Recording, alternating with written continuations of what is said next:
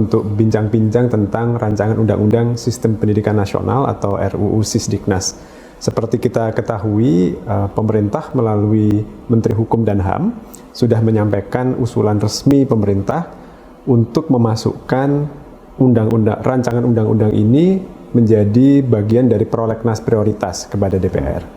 Nah, beberapa minggu terakhir banyak tanggapan dari masyarakat, masukan baik pro maupun kontra, yang ini semua menunjukkan kepedulian yang sangat tinggi dari masyarakat tentang pendidikan kita.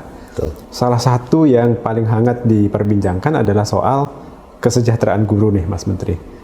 Nah, ini boleh nggak minta penjelasan Mas Menteri tentang mengapa kita perlu mengubah skema tunjangan yang sekarang sudah diatur di Undang-Undang Guru dan Dosen ini. Betul. Makasih Mas Tino. Sebenarnya RUU Sisdiknas ini adalah punya potensi positif terbesar terhadap kesejahteraan guru. Itu adalah satu hal yang sebenarnya yang telah kami di Kemendikbudristek telah memperjuangkan selama 1-2 tahun terakhir, adalah mencari jalan bagaimana caranya kita bisa meningkatkan kesejahteraan guru, dan bagaimana caranya kita bisa tidak mengecewakan guru yang sudah bertahun-tahun ini, berpuluh-puluh tahun menunggu tunjangan mereka, tetapi masih mengantre dan tidak mendapatkannya.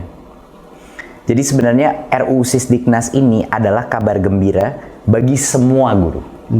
Ini suatu hal yang saya rasa saya kepengen sekali berbicara langsung dengan para guru dan menjelaskan betapa besarnya potensi ini untuk meningkatkan kesejahteraan. Ya. Kalau RUU Sisdiknas ini terjadi, ada beberapa hal yang akan bisa tercapai. Yang pertama adalah RUU Sisdiknas ini menjamin bahwa guru-guru yang sudah menerima sertifikasi dan tunjangan tidak akan ada penurunan apapun. Mereka akan terus menerima tunjangan profesi mereka sampai dengan pensiun. Jadi aman, tidak perlu khawatir. Ya. Aman. Ada sekitar 1,3 juta guru yang saat ini menerima tunjangan, dan mereka aman sampai pensiun. Ya. Tetapi ada 1,6 juta guru lainnya yang belum menerima tunjangan profesi, ya, tunjangan apapun, dan mereka ini sudah bertahun-tahun, berpuluh-puluh tahun menunggu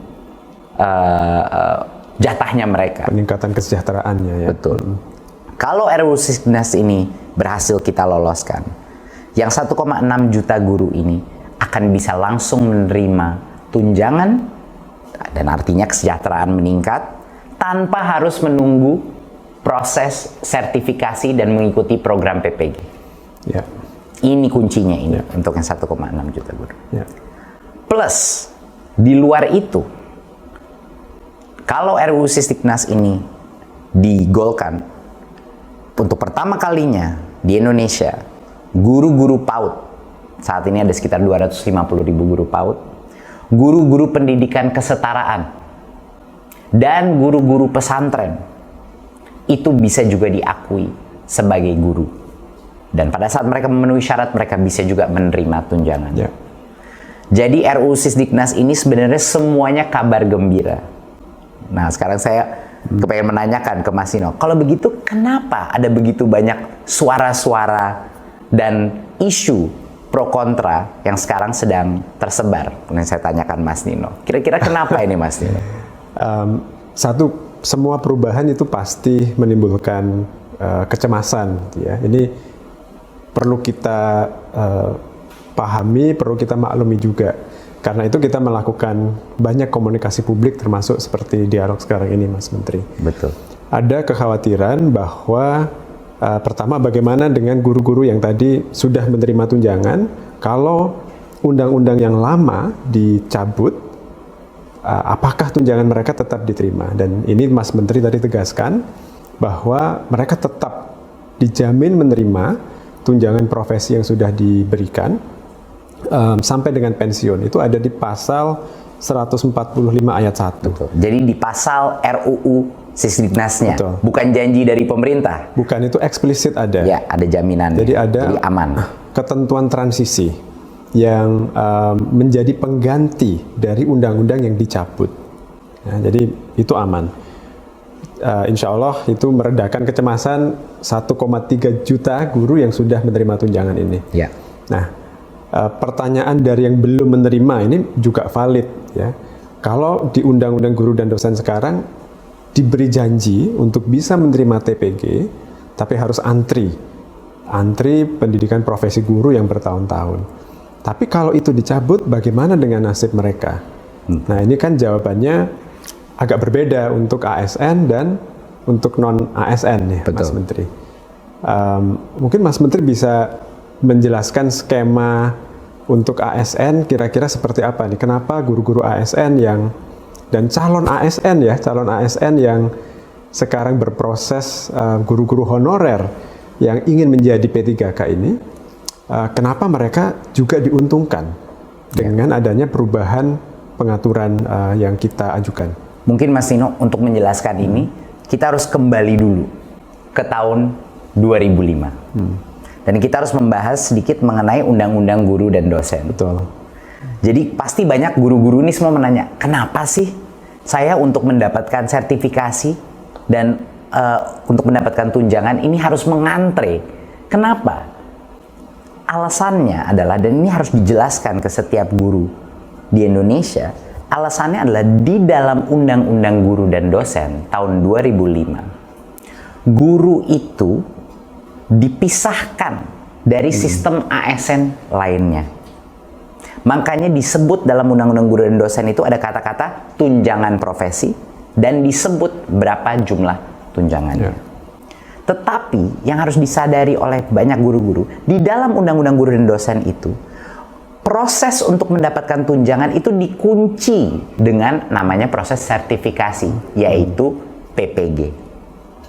Sementara sistem kita punya kapasitas yang terbatas untuk PPG.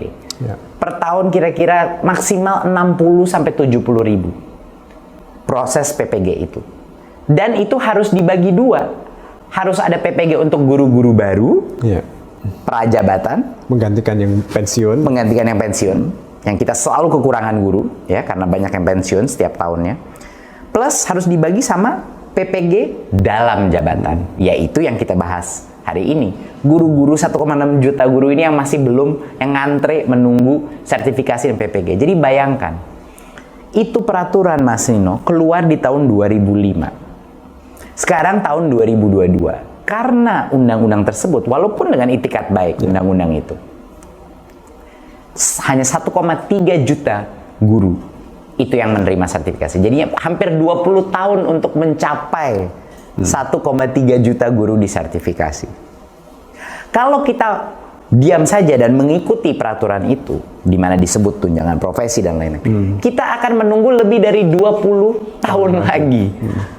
Baru yang 1,6 juta ini bisa semua selesai disertifikasi, dapat PPG-nya dan akhirnya menerima tunjangan. Sekarang bayangkan, kalau kita menanyakan, kalau saya itu di daerah, dari Sabang sampai Merauke saya ngomong sama guru, kalau kita memberitahukan mereka, iya Anda harus menunggu 20 tahun lagi, iya mereka akan bilang, ya saya sudah pensiun Pak. Mereka akan, hampir setengah dari guru kita, itu tidak akan menerima sama sekali karena sudah pensiun. Nah, ini adalah suatu hal yang harus dimengerti oleh guru. Kenapa mereka harus mengantre? Karena di Undang-Undang Guru dan Dosen, mereka dikunci dengan sertifikasi karena ada pembedaan sistem tunjangan mereka. Makanya namanya tunjangan profesi disebut situ, itu yang membuat guru itu diperbedakan dari contohnya ASN lain. Sementara ASN yang lain itu tidak perlu menerima, tidak perlu melalui proses sertifikasi atau proses PPG untuk mendapatkan tunjangannya. Jadi kalau misalnya Mas Tino, guru-guru ini disetarakan kembali dengan undang-undang ASN, ini untuk guru-guru negeri ya, kalau mereka untuk P3K, guru PNS, kalau mereka disetarakan lagi dengan undang-undang ASN, mereka akan bisa menerima tunjangan langsung tanpa mengantre sertifikasi dan PPG. Jadi kenaikan tunjangan.